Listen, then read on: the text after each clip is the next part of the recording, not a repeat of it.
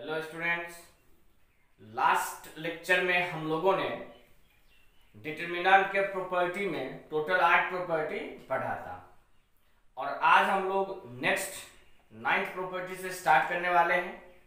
और ये 9th property आपका है multiplication of two determinant of same order. तो चलिए सबसे पहले हम लोग हेडिंग दे देते हैं। आप हेडिंग दे दीजिए multiplication of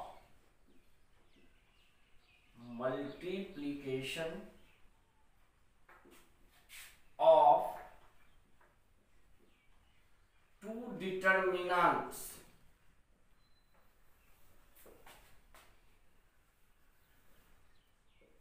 of same order।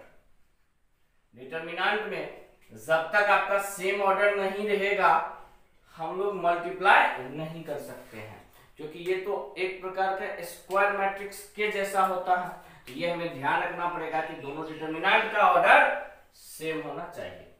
अब जैसा कि बच्चे हम लोग जान रहे हैं कि डिटरमिनेंट में एक चीज आपको और बताया गया था डिटरमिनेंट की प्रॉपर्टी में कि डिटरमिनेंट और डिटरमिनेंट के ट्रांसपोज का जो वैल्यू होगा वो सेम होगा, तो वो ध्यान रखना है यहाँ पे। अब जैसा कि हम लोग दो डिटरमिनेंट लिखते हैं, यहाँ पे मान लीजिए एक डिटरमिनेंट आपको दे दिया गया है a1 b1 c1, a2 b2 c2, a3 b3 c3। ये एक डिटरमिनेंट है कितने ऑर्डर का? तो 3 ऑर्डर का। और एक और हम लोग डिटरमिनेंट यहाँ ले लेते हैं x1 y1 z1, x2 y2 z2, x3 y3 z3। अब जैसा कि ये दोनों डिटरमिनेंट सेम ऑर्डर का है, दोनों के ऑर्डर कितने हैं 3, और इसे अगर हमें मल्टीप्लाई करना है तो सबसे पहला चीज इसमें ये चीज ध्यान दे दीजिए कि ये हो गया आपका रो 1, ये हो गया आपका रो 2, ये हो गया आपका रो 3। तो जैसा कि आप जैसा कि आप मैट्रिक्स में मल्टीप्लाई करते थे कि पहला रो मल्टीप्लाई होता था पहले कॉलम से, फिर पहला रो मल्टीप्लाई होता था दूसरे कॉलम से, फिर पहला रो मल्टीप्लाई होता था तीसरे कॉलम से, और इसी तरीके से हम लोग आगे बढ़ते थे।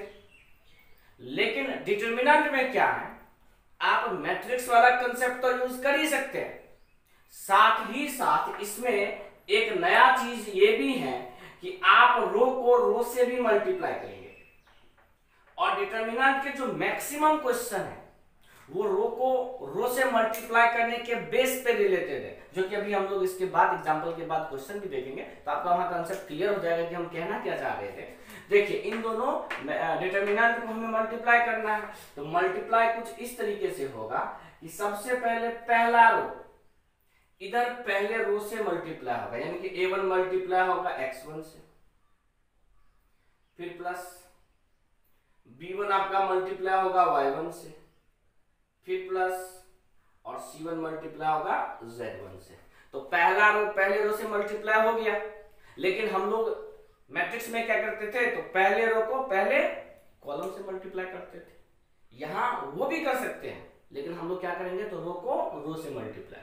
अब फर्स्ट रो सेकंड रो से मल्टीप्लाई होगा, तो ये हो जाएगा a1 x2 plus b1 y2 plus c1 z2। अभी पहला रो तीसरे रो से मल्टीप्लाई होगा, तो a1 x3 plus b1 y3 plus c1 z3। तो इस तरीके से हम लोगों ने पहले रो को तीनों ही रो से रेस्पेक्टिव वे में मल्टीप्लाई करके फिर उसको क्या कर दिया, तो ऐड कर दिया। अब जैसे पहले रो का काम खत्म, अब हम लोग आ जाएंगे सेकेंड रो पे। सेकेंड रो यानी कि a2 b2 c2, इधर मल्टीप्लाई होगा फर्स्ट रो से, फिर सेकेंड रो से, फिर थर्ड रो से। तो जब फर्स्ट रो से मल्टीप्लाई होगा तो a2 पहले मल्टीप्लाई होगा x1 से, फिर b2 मल्टीप्लाई होगा y1 से, फिर c2 मल्टीप्लाई होगा z1 से। इसी प्रकार अब a2 मल्टीप्लाई हो जाएगा आपको x2 से, b2 मल्टीप्लाई हो जाएगा y2 से, और c2 मल्टीप्लाई होगा z2 से। अब वही आपका a2 मल्टीप्लाई हो जाएगा x3 से, b2 मल्टीप्लाई हो जाएगा y3 से, और c2 मल्टीप्लाई हो जाएगा z3 से।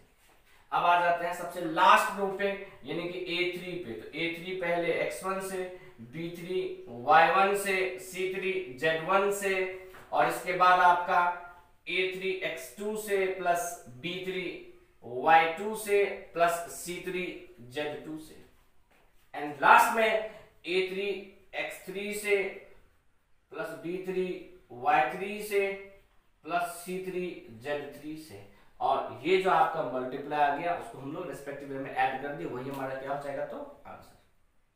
अब जैसा कि ये तो 3 ऑर्डर का हम लोगों ने एक एग्जांपल देखा, अब यहीं पे एक और एग्जांपल हम लोग लेके चलते हैं। इस सर अगर मान लीजिए 2 ऑर्डर का रहे, जैसे मान लीजिए यहां हम लोग एज्यूम कर लेते हैं u1 u2 v1 v2, और यहां आप कोई भी एक रो एज्यूम कर लीजिए। क्या एज्यूम कर ले तो PQ कर लेते हैं, P1 P2 Q1 Q2। अब ये सेम ऑर्डर का है तभी मल्टीप्लाई कर सकते हैं डिटरमिनेंट में, ये आपको ध्यान रखना पड़ेगा, इसमें कंफ्यूजन नहीं होना चाहिए। अब पहले रो से मल्टीप्लाई होगा यानी कि U1 सबसे पहले P1 से, फिर आगे बढ़ेंगे इधर भी, तो इधर भी आगे बढ़ना पड़ेगा यानी कि U2 मल्टीप्लाई होगा P2 से। पहला रो पहले रो से मल्टीप्लाई हो गया। अब पहला ही रो सेकेंड रो से यानी U1 Q1 से और U2 Q2 से, यानी कि सबसे पहले फर्स्ट रो को रेस्पेक्टिव रो जो सेकेंड डिटरमिनेंट में दिया हुआ है उससे मल्टीप्लाई कर दी। मल्टीप्लाई करने के बाद हमें ऐड करना होता है, ये आपको पता होना चाहिए, ये मैट्रिक्स में ही आपको बता दिया जाता है।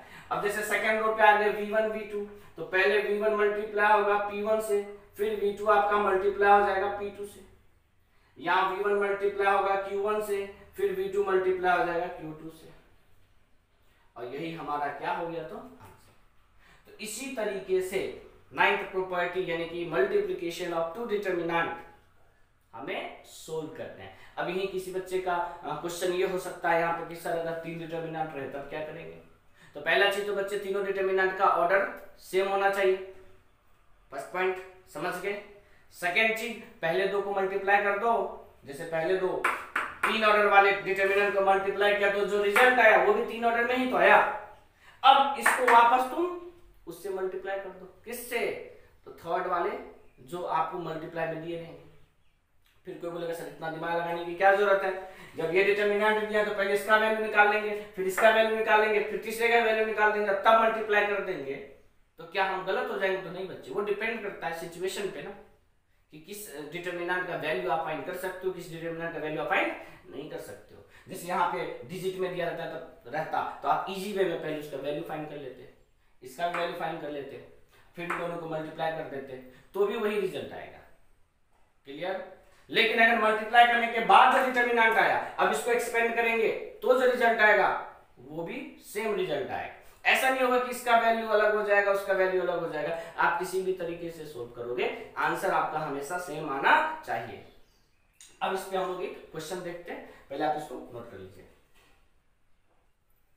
तो बच्चे ये आपका एक क्वेश्चन है, इसमें आपको एक डिटरमिनेंट दिया है, हमें बोला जाना इवैल्यूएट, यानी कि इसका हमें क्या फाइंड करना है तो वैल्यू।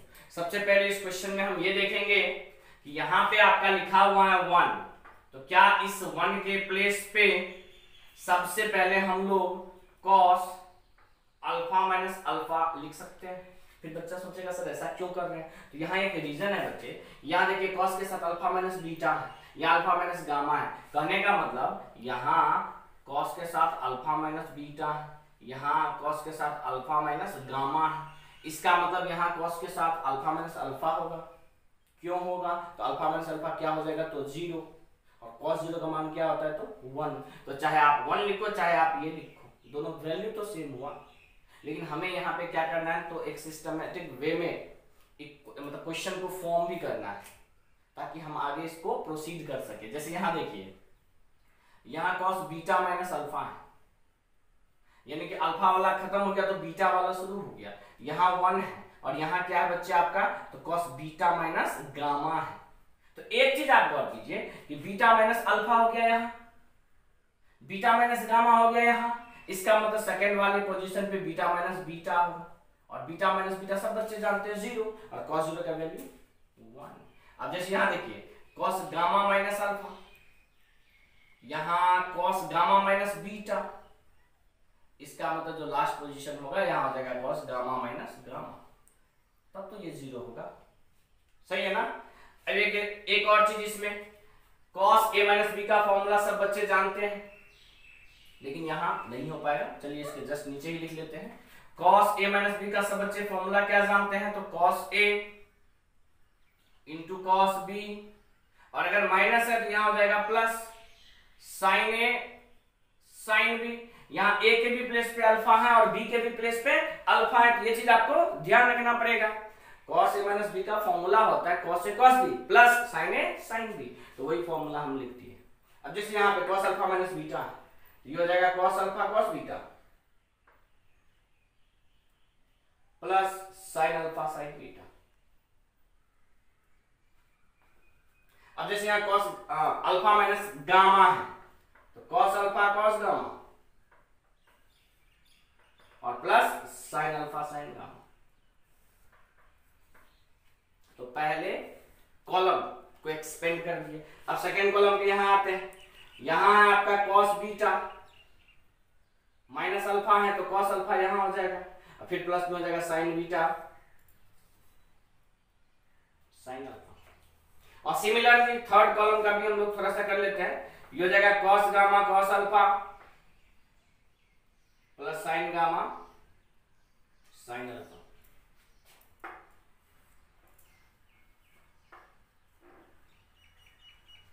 तो इसी तरीके से अब बाकी जो 4 एलिमेंट बचा उसको भी हम लोग लिख लेते हैं। ये हो जाएगा cos beta into cos beta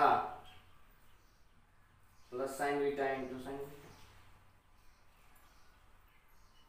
ये हो जाएगा cos beta into cos gamma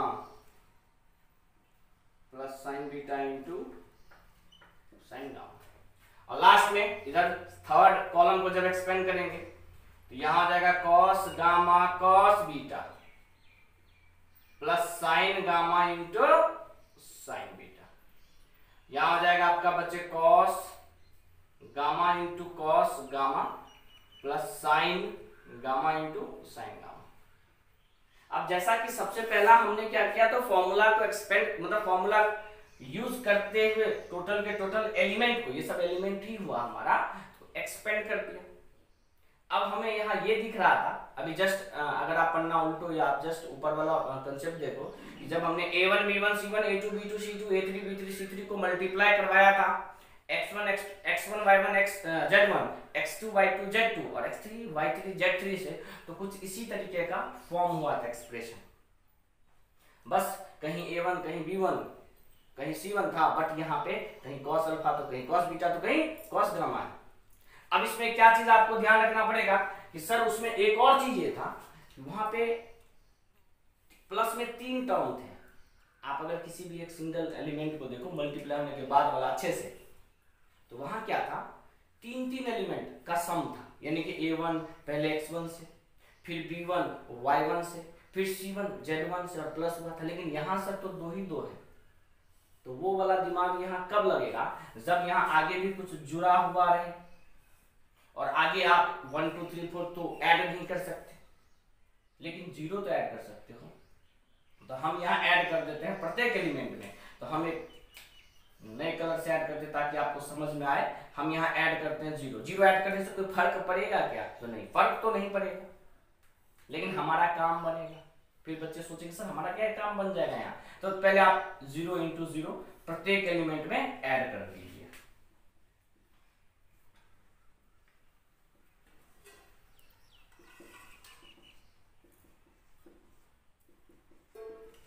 प्रत्येक एलिमेंट में हम लोगों ने 0 इंटू 0 को ऐड कर दिया। अब यहां एक और चीज आप देखिए, ये 2 अलग डिटरमिनेंट फॉर्म होगा जिसका मल्टीप्लिकेशन आपको ये गिवन है। क्या फॉर्म होगा, तो देखिए यहां हो जाएगा आपका cos अल्फा, फिर यहां हो जाएगा आपका sin अल्फा और 0, यानी पहला रो, यानी कि हम लोग फर्स्ट रो को यहां पे ले लेते हैं। देखिए cos alpha sin alpha 0, cos alpha sin alpha 0, cos alpha sine alpha 0। आपको बताया गया था ना कि पहला रो सेकेंड वाले डिटर्मिनेंट के first row, second row, third row से बारी बारी से मल्टीप्लाई होता है। तो उसी प्रकार से यहाँ पे cos alpha sin alpha 0, cos alpha sin alpha 0, cos alpha sin alpha 0 हमारा हो गया पहले वाले डिटर्मिनेंट का पहला रो। अब ये पहला रो यहाँ मल्टीप्लाई हुआ है किसके साथ? तो cos अल्फा sin अल्फा 0 के साथ, जो कि सेकेंड वाले डिटर्मिनेंट का फर्स्ट रो है।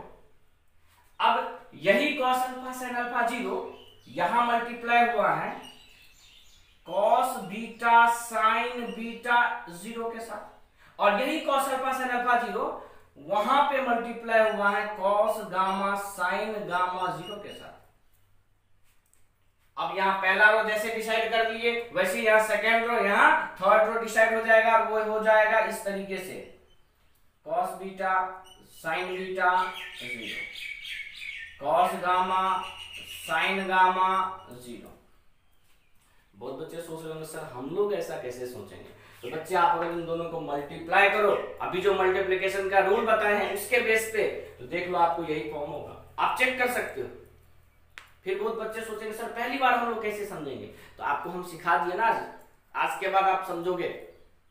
आपको सिखाने के लिए, बताने के लिए हम लोग हैं यहाँ। ऐसा नहीं होता कि इनबिल्ट होता है अच्छा क्वेश्चन देखिए और हम समझ गए कि ये हो। जब तक आपको टीचर प्रोसीजर नहीं बताएगा आप कैसे समझोगे?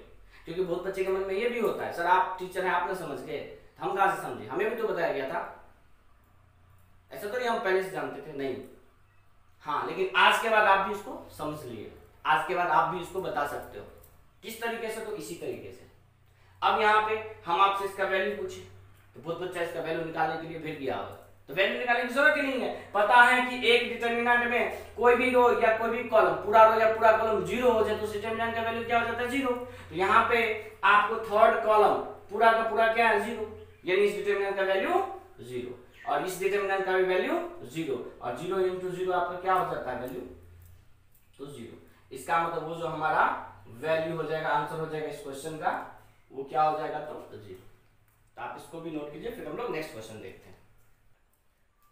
तो देखिए बच्चे, ये एक आपका क्वेश्चन है, इसमें भी आपको बोला जा रहा है इवैल्यूएट दिस डिटरमिनेंट, और ये भी आपको प्रीवियस क्वेश्चन के कंसेप्ट पे ही बेस्ड है, और हम इसे दोबारा इस क्वेश्चन को करवा रहे हैं। इसका मतलब ये क्वेश्चन इंपॉर्टेंट है आपके लिए, ये आपके लिए समझना जरूरी है कि किस तरीके से अगर दो मैट्रिक्स का मैट्रिक्स नहीं डिटरमिनेंट, दो डिटरमिनेंट का सम गिवन है तो उसको सेपरेट किस तरीके से सोच के करेंगे, वो आपके लिए जरूरी है। इसलिए हम दूसरा क्वेश्चन भी करने जा रहे हैं। इस क्वेश्चन में फिर से आपको एक चीज ध्यान देना पड़ेगा कि सर यहाँ पे 3 टर्म का सम होना चाहिए जो कि 2 ही है। अगर हमें किसी भी एलिमेंट में कुछ ऐड करना हो तो 0 के अलावा हम कुछ ऐड भी नहीं कर सकते, क्योंकि अपने मन से 2 जोड़ दिए, ये क्वेश्चन नहीं हुआ, ये सॉल्यूशन नहीं हुआ। क्योंकि ऐड करेंगे तो सब्सट्रैक्ट भी करना पड़ेगा, लेकिन 0 ऐड करने से एलिमेंट के वैल्यू पे कोई फर्क नहीं पड़ेगा। तो यहाँ पे हम लोग जो alpha 1 a1 plus beta 1 b1 है, तो यहाँ पे हम लोग ऐड कर दिए 0 इंटू 0। यहाँ पे आपका alpha 1 a2 plus beta 1 b2 है, यहाँ पे हम लोग 0 ऐड कर दिए। यहां आपका alpha 1 a3 plus beta 1 b3 है, यहां हम लोग 0 इंटू 0 ऐड कर देंगे, और ये ऐड करने के बाद हम लोग सेकेंड रो पे आ जाते हैं, जो कि अल्फा 2 a1 बीटा 2 b1 दिया है, तो ये 0 इंटू 0।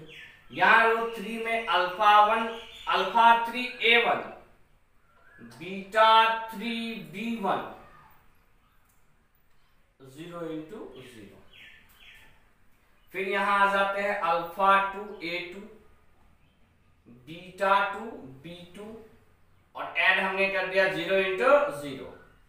यहां alpha 3 a2 beta 3 b2 0 into 0। Alpha 2 a3 beta 2 b3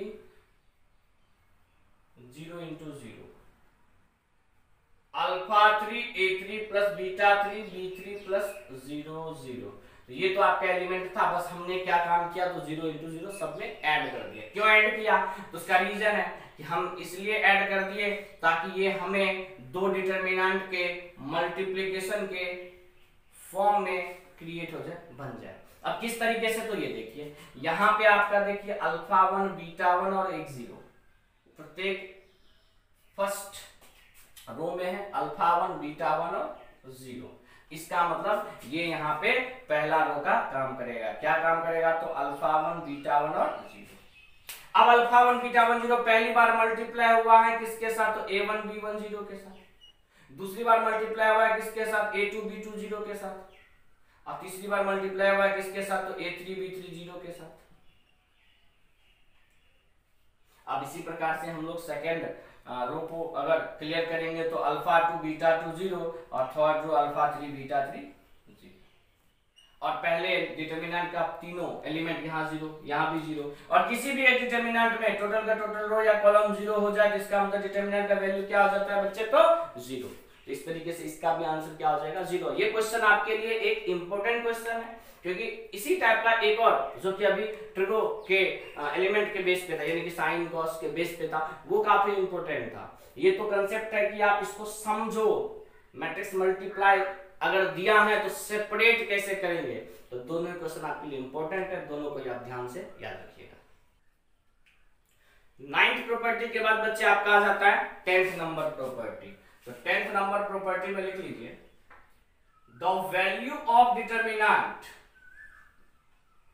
the value of determinant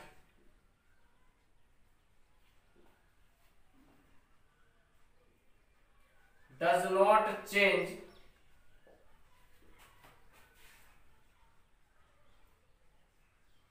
when any row या column is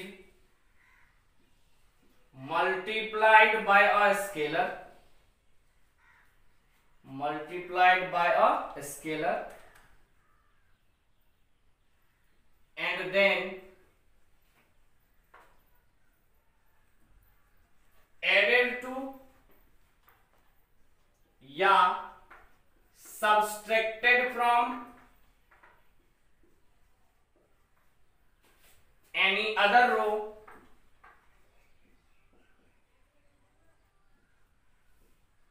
या कॉलम।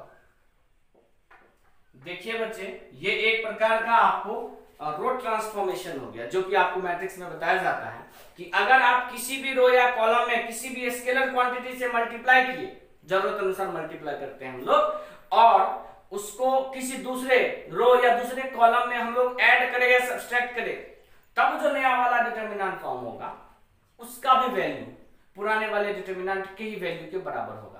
बहुत बच्चे सोचने लग गए होंगे सर ये कैसे, तो चलिए इसका छोटा सा एग्जांपल लेके हम लोग प्रूव करते हैं कि मान लीजिए यहाँ एक हम लोगों ने डिटरमिनेंट लिया, डिटरमिनेंट हम लोग a1 b1 c1, a2 b2 c2 और a3 b3 c3। तो जैसे एक डिटरमिनेंट लिए तो एक तो ट्रांसफॉर्मेशन यहाँ यूज करना पड़ेगा। तो आप ही बताइए क्या ट्रांसफॉर्मेशन यूज किए करें। तो यहाँ कोई भी आप अपनी इच्छा अनुसार कोई भी यूज कर सकते हैं। तो मान लीजिए हम लोगों ने यहाँ रो 1 को चेंज किया, किस तरीके से, तो रो 1 में ऐड कर दिए किसको, तो रो 2 को, और रो 2 में मल्टीप्लाई कर दिया किससे, तो 2 से। जरूरी नहीं है 2 से, हम एग्जांपल ले रहे हैं तो इसको माइंड मत कीजिएगा, फिर से समझिए क्या किए। रो 2 में 2 से मल्टीप्लाई किए, यानी कि स्केलर क्वांटिटी से मल्टीप्लाई किए सेकंड रो में, और उसको फर्स्ट रो में क्या कर दिए, ऐड कर दिए। तो भी मान लो ये ऑपरेशन अप्लाई करने के बाद ये जो मेरा डिटरमिनेंट है वो एक नया डिटरमिनेंट बन जाएगा। क्या बनेगा वो देखिए। तो पहला चीज तो दूसरा रो चेंज नहीं होगा, तीसरा रो चेंज नहीं होगा, बस अब जाएंगे किस पे, तो फर्स्ट रो पे, वही चेंज होने का संभावना भी चेंज होना है। रो 1 में ऐड करेंगे, यानी कि a1 में, यहाँ b1 में, यहाँ c1 में ऐड करेंगे। क्या ऐड करेंगे बच्चे, तो रो 2 को 2 से मल्टीप्लाई करके, यानी a2 में 2 से मल्टीप्लाई कर देगा 2a2, इसको पहला में, B2 में मल्टीप्लाई कर दिए तो 2B2, और C2 में मल्टीप्लाई कर दिए तो 2C2। अब ये एक नया वाला डिटर्मिनेंट बन गया, और इस डिटर्मिनेंट का जो वैल्यू होगा वो भी वैल्यू उसी वाले डिटर्मिनेंट के, पुराने वाले डिटर्मिनेंट के वैल्यू के ही बराबर आएगा। चेक कर लेते हैं सर ये कैसे। तो देखिए डिटर्मिनेंट में ही आपको, सॉरी शायद मैट्रिक्स में आपको ये नहीं, डिटर्मिनेंट के लास्ट टाइम जो प्रॉपर्टी बताया तो उसमें आपको बताए हैं कि अगर कोई भी एक रो या कोई भी एक कॉलम डिटर्मिनेंट में दो टर्म के सम के फॉर्म में हो तो वो दो अलग अलग डिटर्मिनेंट के सम के फॉर्म में बन जाता है। जैसे यहाँ देखिए, यहाँ एक डिटर्मिनेंट बन जाएगा जिसमें आएगा a1 b1 c1 पहला रो में, और दूसरा डिटर्मिनेंट बनेगा जिसमें आ जाएगा 2b2 सॉरी 2b1 2b2 और a2 है ना पहला 2a2, फिर यहाँ क्या है 2b2, फिर यहाँ क्या है 2c2। यानी कि पहला रो दो टर्म के सम के फॉर्म में था, तो यहाँ दो अलग अलग डिटर्मिनेंट के सम के फॉर्म में बन गया। पहले वाले डिटर्मिनेंट में पहला एलिमेंट तीनों का, और दूसरे वाले एलिमेंट डिटर्मिनेंट में सेकेंड वाला एलिमेंट तीनों का। अब second row a2 b2 c2 और third row a3 b3 c3 में कोई चेंज नहीं आएगा। यहां पे भी आपका a2 b2 c2 और a3 b3 में कोई चेंजिंग आने वाला नहीं है। अब इसमें एक और चीज ध्यान दे दीजिए कि यहाँ पे पहला रो किससे मल्टीप्लाई है तो 2 से, तो बच्चे वो आपका क्या हो जाएगा 2 तो बाहर आ जाएगा। यहाँ हो जाएगा आपका a1 b1 c1, यहाँ a2 b2 c2, a3 b3 c3, और यहाँ पर जब हम 2 कॉमन ले लेंगे ये हो जाएगा आपका a2 b2 c2, पहला रो तो यही होगा, सेकेंड रो भी क्या है तो a2 b2 c2, और थर्ड रो भी क्या है तो a3 b3 c3। एक और चीज आप क्या कर लीजिए, तो ये अगर डेल्टा यानी कि डेल्टा एज्यूम किया जिसको डेल्टा डैश एज्यूम कर लेते हैं, क्योंकि इसका वैल्यू हमको इसी के बराबर प्रूव करना है। नया डिटर्मिनेंट क्रिएट हुआ तो हम इसको डेल्टा डैश मान लेते हैं, उसको माइनस नहीं करना है। अब यहाँ दो रो पहला और दूसरा क्या है सेम है, इसका मतलब इस पूरे डिटर्मिनेंट का वैल्यू क्या हो जाएगा तो 0। और अगर इसका वैल्यू 0 हो गया तो सिर्फ यही पार्ट बचा, यानी कि इस टोटल का वैल्यू हो गया 0। आप इसको इंडिकेट कर लीजिए, इसका वैल्यू क्या हो गया 0। क्यों हो गया 0 वो समझे, क्योंकि दो रो सेम है। किसी भी डिटर्मिनेंट में कोई दो रो कोई दो कॉलम सेम हो तो value 0।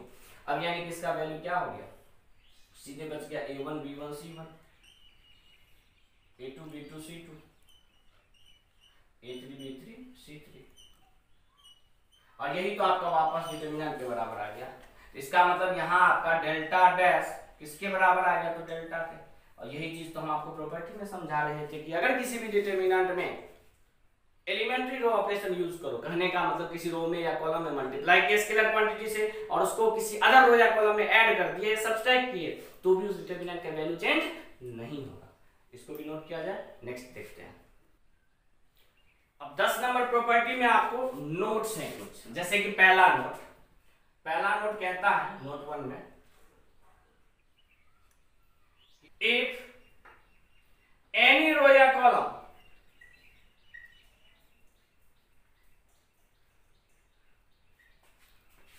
which is changed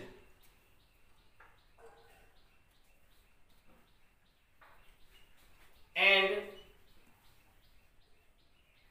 is multiplied by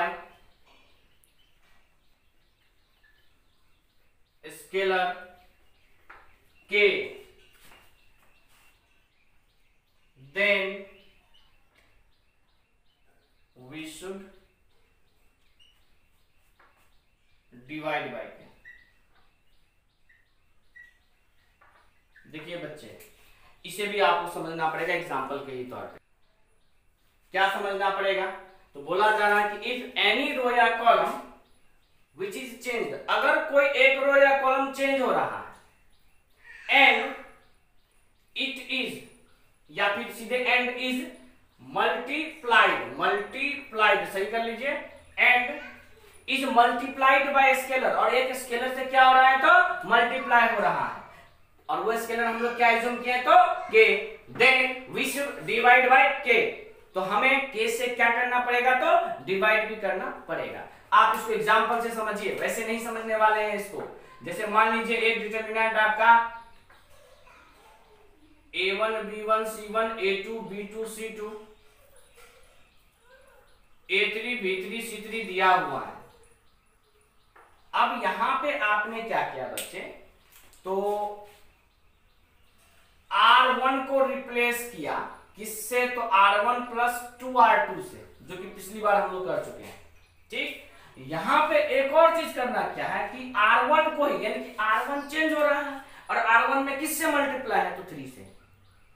R1 में किससे मल्टीप्लाई है, तो 3 से।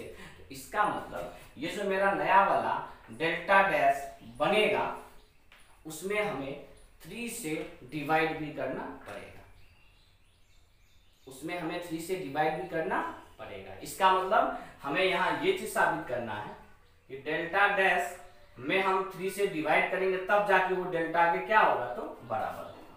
तो चेक कर लेते हैं। अब यहाँ पे डेल्टा डैश क्या बन जाएगा, तो देखिए बच्चे, रो 1 में किससे मल्टीप्लाई होगा, तो 3 से।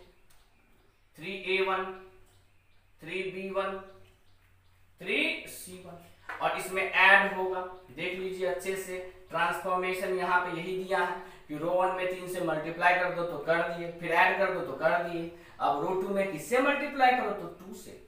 रो 2 यानी A2 में 2 से मल्टीप्लाई करो तो 2A2 और इसमें जोड़ दो। B2 में 2 से मल्टीप्लाई कर दो तो 2B2 और इसमें जोड़ दो। और C2 में 2 से मल्टीप्लाई कर दो 2C2 और इसमें क्या कर दो, तो ऐड कर दो। Second row A2 B2 C2, third row A3 B3 C3 आपका चेंज होने वाला नहीं है। अब यहां पे हम लोग डेल्टा डैश को देखते हैं कि पहला रो 2 टर्म के सम के फॉर्म में दिया है, इसका मतलब ये 2 अलग अलग डिटरमिनेंट के सम के फॉर्म में बन जाएगा। यानी कि यहां पहला ले लेंगे 3A1, यहां पहला ले लेंगे 3B1, यहां पहला ले लेंगे 3C1, लेकिन यहीं पे पहला एलिमेंट हो जाएगा 2A2, यहां हो जाएगा 2B2, यहां हो जाएगा 2C2, यहां A2 B2 C2, यहां A3 B3 C3, यानी कि सेकेंड रो और थर्ड रो चेंज होने वाला नहीं है। अब आपको पता है कि पहले वाले में से क्या कॉमन आ जाएगा, तो 3 कॉमन आ जाएगा। पहले वाले डिटरमिनेंट में पहला रो 3 से मल्टीप्लाइड है, 3 कॉमन ले लिए तो क्या बन गया, A1 B1 C1, A2 B2 C2, A3 B3 C3। अब इसके बाद बच्चे सेकेंड वाले डिटरमिनेंट में क्या कॉमन आ जाएगा, तो 2, ये हो जाएगा A2 B2 C2,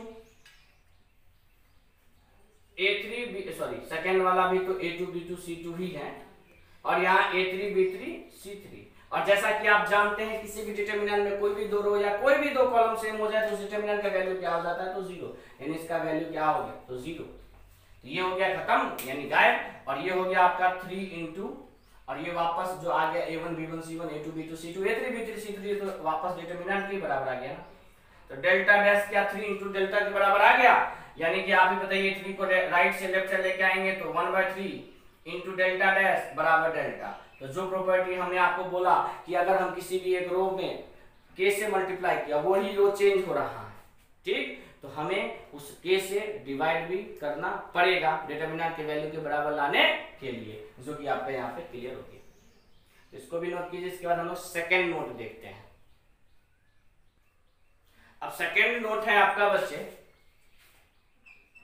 कि more than one operation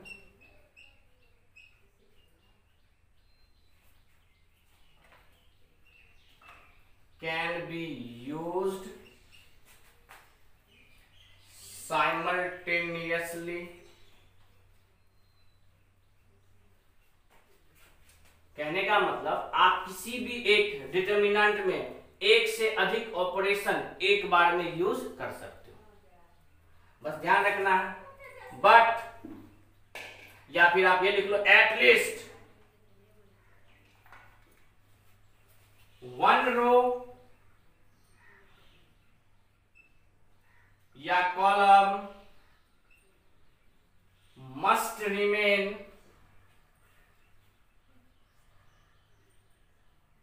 unchanged.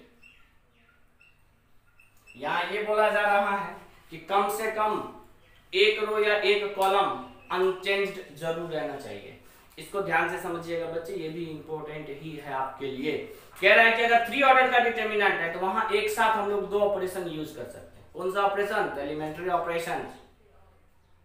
और अगर 10 ऑर्डर का डिटरमिनेंट है तो अधिक से अधिक 9 ऑपरेशन हम लोग एक साथ यूज कर सकते हैं। मिनिमम तो 1 भी चलेगा, लेकिन मैक्सिमम हम लोग 9 ऑपरेशन भी यूज कर सकते हैं। 9 ऑपरेशन यूज कर सकते हैं मतलब एक हमेशा रो या कॉलम अनचेंज्ड होना जरूरी है। तो हम यहाँ क्या करते हैं, आपको एक एग्जाम्पल या क्वेश्चन ही समझिए कि इवेल्युएट, आपको एक डिटरमिनेंट का वैल्यू बोल दिया फाइंड करने के लिए। डिटरमिनेंट लिख लेते हैं हम लोग अपने मन से, 1 - 2 4, 3 4 5, 2 1 6। मान लीजिए एक डिटरमिनेंट दे दिया और बोला इसका वैल्यू फाइंड कीजिए। अब डिटरमिनेंट का वैल्यू फाइंड करना आप जानते हैं, लेकिन अब जितने भी क्वेश्चन हम लोग इस पे करेंगे वो प्रॉपर्टी का यूज करके, और प्रॉपर्टी क्या कहता है वो सुनिए। सबसे पहला काम जो प्रॉपर्टी कहता है, सबसे पहला चीज जो आपको अप्लाई करना है किसी भी क्वेश्चन जो डिटरमिनेंट से रिलेटेड हो और अगर उसका वैल्यू फाइंड करने को बोला जाए तब क्या यूज करेंगे कि उसमें मैक्सिमम नंबर ऑफ जीरो खोजना है। तो क्या इस डिटरमिनेंट, गिवन डिटरमिनेंट में कोई भी एक रो या कॉलम ऐसा है जिसमें जीरो हो? नो, यानी कि एक भी ऐसा रो या एक भी ऐसा कॉलम नहीं है कि सबसे ज्यादा जीरो। तब हम लोग क्या करेंगे, बनाएंगे। क्या बनाएंगे? तो जीरो। किसमें? तो किसी भी एक रो या किसी भी एक कॉलम में। कितने जीरो? तो मैक्सिमम नंबर ऑफ जीरो जितना हम बना सकते हैं। हाँ, लेकिन अगर 3 ऑपरेशन है तो 3 जीरो नहीं बनाना है। 3 ऑर्डर का डिटरमिनेंट है तो सिर्फ 2 ऑपरेशन यूज कर सकते हैं। जैसा कि यहाँ पे हम लोग एक ऑपरेशन यूज कर रहे हैं, इस 3 को 0 बनाने का सोच रहे हैं, यानी कि R2 मेरा रिप्लेस होगा। 3 को 0 बनाने की सोच रहे हैं, यानी कि हम लोग R2 रिप्लेस होगा क्या चीज से? तो 3 में से R1 कितनी बार घटेगा? तो 0 हो जाएगा, तो 3 बार। इस 3 में से इस R1 को जो कि 1 है कितनी बार घटाएंगे? तो 3 बार, तब ना जाके 0 होगा। तो एक ये कर लिए, और तीसरा रो को यानी कि 2 को, इस एलिमेंट को भी हम लोग चेंज कर लेते हैं। कैसे? तो रो 3 में से भी घटाएंगे रो 1 को कितनी बार? तो 2 बार, तब तो जाके 0 होगा। ये सारा चीज आपको एलिमेंट्री रो ट्रांसफॉर्मेशन जो कि मैट्रिक्स का चैप्टर है उसमें बताया गया हुआ है। अब जैसा कि पहला रो तो अनचेंज्ड है तो अनचेंज्ड ही रहेगा। अब आते हैं सेकेंड रो पे। सेकेंड रो कहता है कि पहले रो में 3 से मल्टीप्लाई करो और दूसरे में से घटा दो। तो एक में 3 से मल्टीप्लाई करो 3 यानी कि 3, और 3 में से 3 चला गया बच्चे तो 0। -2 में 3 से मल्टीप्लाई करो तो -6, और इसे माइनस करना है किस में से? तो 4 में से, तो माइनस माइनस प्लस हो जाएगा बच्चे, तो ये हो जाएगा 10। 4 में 3 से मल्टीप्लाई करो तो 12, और 5 में से 12 चला गया -7। अब आते हैं थर्ड रो पे। थर्ड रो में से घटाना है रो 1 को कितनी बार? तो 2 बार। तो चलिए 2 से मल्टीप्लाई किए तो 2, और 2 में से 2 चला गया तो 0। -2 से मल्टीप्लाई किए तो -4 होगा, और रो 3 जो कि 1 है 1 में से माइनस करना है, ये माइनस माइनस प्लस हो गया, तो ये हो गया आपका 5। और यहाँ 4 को 2 से मल्टीप्लाई करो तो 8, और 6 में से 8 यानी 8 चला गया बच्चे, तो -2। अब यहां हम लोग इस डिटरमिनेंट का वैल्यू फाइंड करने के लिए क्या करेंगे? तो कॉलम 1 के थ्रू एक्सपेंड कर देंगे। एक्सपेंड थ्रू C1 लिख देते हैं। आप होशियार हो, आप समझ जाओगे। कॉलम 1 के थ्रू, तो कॉलम 1 का साइन डिसाइड करो, प्लस माइनस प्लस। और ये भी बोला गया है कि 0 वाला एलिमेंट लिखने की जरूरत नहीं है, क्योंकि 0 अगर किसी भी चीज के साथ मल्टीप्लाई होगा तो 0 ही होगा। अब जैसे कि यहाँ +1 है तो +1 चुन लिए। अब 1 जिस रो और कॉलम में है वो रिमूव हो गया, तो पहला रो रिमूव हो गया, पहला कॉलम रिमूव हो गया, क्या बच गया? 10। यहाँ -7, यहाँ 5, यहाँ -2। और 0 वाला एलिमेंट हमें लिखने की जरूरत नहीं है, क्योंकि 0 अगर किसी भी चीज के साथ मल्टीप्लाई होगा तो 0 ही बनाएगा। अब यहाँ से आंसर क्या आ जाएगा? तो -2 और 10 मल्टीप्लाई होगी -20, अभी -7 और 5 मल्टीप्लाई होगी -35, यानी कि हो जाएगा -20 + 35, यानी कितना? 15। और ये हमारा क्या हो गया? तो आंसर। तो अब जाके आपको कोई भी डिटरमिनेंट जब भी सोल्व करने को बोला जाए तो आप क्या करोगे? तो ऑपरेशन यानी कि एलिमेंट सबसे पहला तो प्रॉपर्टी यूज करोगे। प्रॉपर्टी आपको देखना है कि कौन सा प्रॉपर्टी कब लगेगा। अगर मैक्सिमम नंबर ऑफ जीरो है तो यूज करो, 2 रो या 2 कॉलम से मैं तो डायरेक्ट आंसर लिखो, या फिर अगर जीरो बना सकते हो तो जीरो बनाओ उसके बाद सोल्व करो। जैसा कि इसी डिटरमिनेंट को हम एक और तरीके से सोल्व करेंगे। जैसे इसमें हमने क्या किया, पहले कॉलम में 2 जीरो बनाया ना, अब हम लोग इस दोनों रो को जीरो बना रहे हैं। तो इसका मतलब ये -2 चेंज होगा, यानी कि ये कॉलम 2 का एलिमेंट चेंज होगा। तो -2 में इस 1 को कितनी बार जोड़े तो 0 हो जाएगा। तो -2 में इस कॉलम 1 यानी कि 1 को हमें कितनी बार जोड़ना पड़ेगा, तो 2 बार क्या करना पड़ेगा, ऐड करना पड़ेगा। और उसी तरीके से ये जो कॉलम 3 है यानी कि 4 है, तो इस 4 में से हमको इस 1 को कितनी बार घटाना पड़ेगा, तो 4 बार। तो हम लोग लिखेंगे कॉलम 3 - 4 कॉलम 1। ये सारा चीज आपको थोड़ा सा समझना पड़ेगा, क्वेश्चन प्रैक्टिस करना पड़ेगा, तब जाके आपका कंसेप्ट क्लियर होगा कि सर रो कहाँ लिखना है और कॉलम कहाँ लिखना है। वैसे डिटरमिनेंट से पहले मैट्रिक्स पढ़ा दिया गया है, मैट्रिक्स अगर अच्छे से पढ़े होंगे तो फिर इसमें प्रॉब्लम नहीं आ रही होगी। अब यहाँ से हम लोग अच्छे से देखते हैं। कॉलम 1 तो चेंज नहीं होगा, तो 1 3 2 जैसा है उसको वैसे लिख दो। कॉलम 2 क्या कह रहा है, तो कॉलम 1 में 2 से गुना करके कॉलम 2 में जोड़ो। तो 2 से गुना करो कितना, 2 -2 में 2 जोड़ो तो 0। 3 में 2 से मल्टीप्लाई करो 6, 4 में जोड़ दो तो 10। 2 में 2 से मल्टीप्लाई करो 4, 1 में जोड़ दो तो 5। अब कॉलम 3 में कह रहा है माइनस करना है, क्या चीज, तो कॉलम 1 में से 4 गुना करके, तो 1 में 4 से गुना किए तो 4, 4 में से घट गया 0। 3 में 4 से गुना किए तो 12 यानी कि 12, और 5 में से घट गया तो -7। 3 में 2 में 4 से मल्टीप्लाई किए तो 8, 6 में से घट गया तो -2। अब इस डिटरमिनेंट को आप एक्सपेंड कर दो किसके थ्रू, तो आप भी जान रहे हो कि पहले रो में सबसे ज्यादा 0 यानी कि 2 जीरो है, सबसे ज्यादा 0 3 ऑर्डर का है तो 2 ही जीरो संभव है। तो एक्सपेंड थ्रू रो 1, तो रो 1 का साइन डिसाइड करेंगे। साइन डिसाइड करना सारा चीज आपको लेक्चर 1 2 में बता दिया गया है। तो प्लस माइनस प्लस। अब 1 को जैसे ही हम सिलेक्ट किए तो 1 जिस रो और कॉलम में है वो तो रिमूव हो गया, तो क्या बच गया 10 -7 5 -2, और इसको जब मल्टीप्लाई कर देंगे तो ये हो जाएगा -20, फिर बीच में माइनस और 7 और -7 और 5 तो -35, माइनस माइनस बच्चे क्या हो गया तो प्लस, तो 20 -20 + 35 यानी कि इतना वैल्यू तो 15।